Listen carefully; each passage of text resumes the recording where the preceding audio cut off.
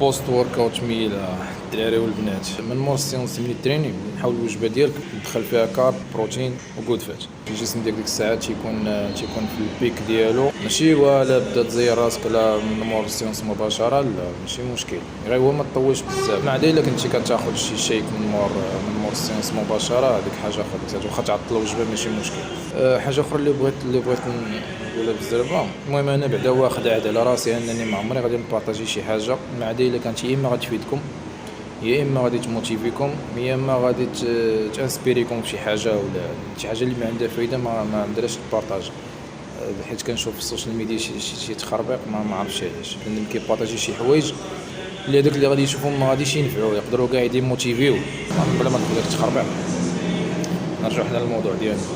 المهم الميل اللي عندي انا فيها الروز وشويه ديال البيض وشويه ديال القرعه كورجيت